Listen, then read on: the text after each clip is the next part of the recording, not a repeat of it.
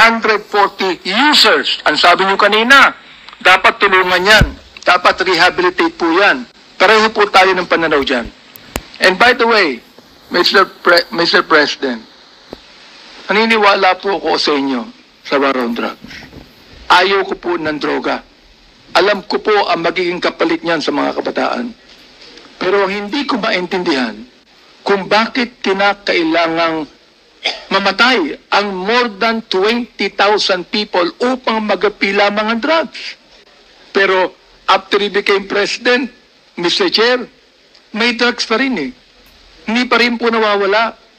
Ako'y nagpapasalamat because in your time as president, wala na po yung manufacturing ng shabu sa Pilipinas. Naipasara niyo lahat yan.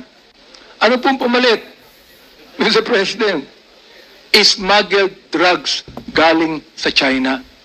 Lahat po ng mga drugs na yun nagpupunta sa Pilipinas ay smuggled galing sa China o galing kung saan-saan, Mr. President. Yan po'y sinasabi ko sa iyo for your information also. Of course, kayo po ay private citizen na. Eh, hindi nyo po kinakailangan pakialaman yan. Pero Mr. President, alam nyo po naman kami mga congressman, especially now, nung kayo po ay Pangulo ng Pilipinas, nung ako po'y tumulong sa inyo na ma-elect bilang Pangulo, ay hindi po ako congressman. I'm a private citizen. Tumakbo uli ako ng 2019, naging congressman po ako. Alright, sa pang-apat at termino. Ako yung naging minority leader, ako yung naging deputy speaker. Tanahon niyo po yan nung kayo nakaupo. Ngayon ako po'y tinalaga bilang chairman ng Committee on Human Rights. Wala tayong magagawa kundi imbisigahan natin lahat ng mga human rights violations. Tama, sir. Pero kayo po ang nagsabi na wala kayong pakialam sa human rights. At bakit po nyo nasabi yun? Hindi man ako empleyado ng human rights office. When I'm not trying to be funny.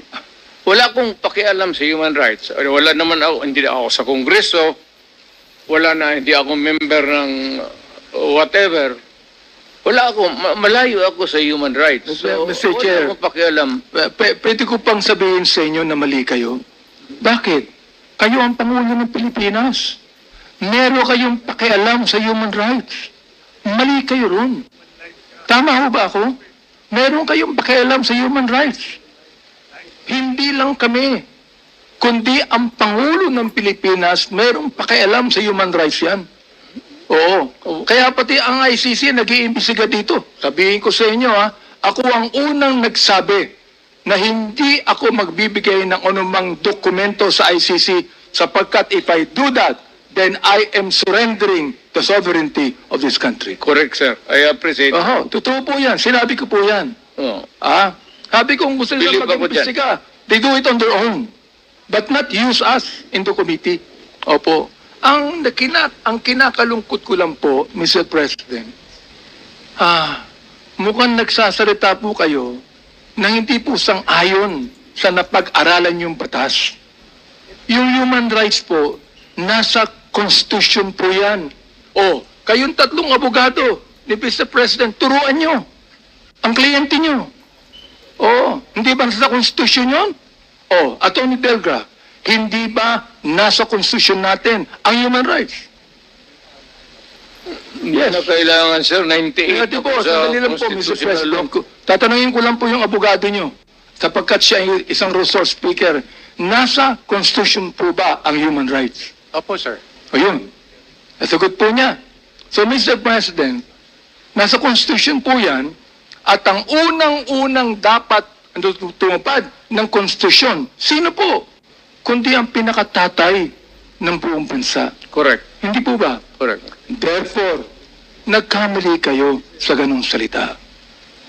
Retired tatay ako, sir. Hindi ba sabihin niyo sa akin, nung sinabi niyo Pangulo kayo, nagkamali kayo. Retired na po kayo ngayon. Hindi ko inaano yan. Pero nagkamali kayo ng ganong salita. Tama ako mali. Hindi mo sagot. I cannot debate with you on this, sir. No, but Mr. President, I will not allow you to debate on me. Because if you debate and argue with me, I will even tell you that you're out of order. Kaya nga. Because any resource speaker cannot debate with any member of the Quadcom. Ang tinatanong ko lang, Mr. Chair. Congressman ako, sir. Opo. Ang tanong ko lang, dapat kayo po ang tumupad ng human rights bilang tatay po ng buong Pilipinas. Sinabi ni Atty. Delgra, nasa Constitution po yan. Sinabi nyo kanina, wala kang pakialam sa human rights. May pakialam kayo. Sir. Hindi po ba, Mr. Chair? Sir, magprangkahan tayo, sir. Opo. Sige po. Pagka ganun talaga, Mayor, pagka-criminal ka, mainit talaga ako sa iyo. Hindi po yung Pagka nag-rape ka, Mr. Chair, hindi po natin, wala pong problema ron eh. I am not actually, yung bang, disagreeing with you. I fully agree with you, Mr. Chair, Mr. President. But, still, being the President of the Republic, you must be the first man that should uphold the constitutional provision on human rights.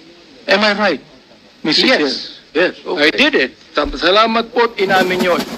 Maligayang pagdating sa Team Sam TV, ang inyong maasahang source para sa mga pinakasariwang balita at kaganapan. Kaya, i-click nga ang subscribe button at huwag kalimutang pindutin ang bell para ma-notify kayo sa tuwing may bago kaming video. Team Sam TV, inilalapit kayo sa mga balitang kailangan ninyo, araw-araw.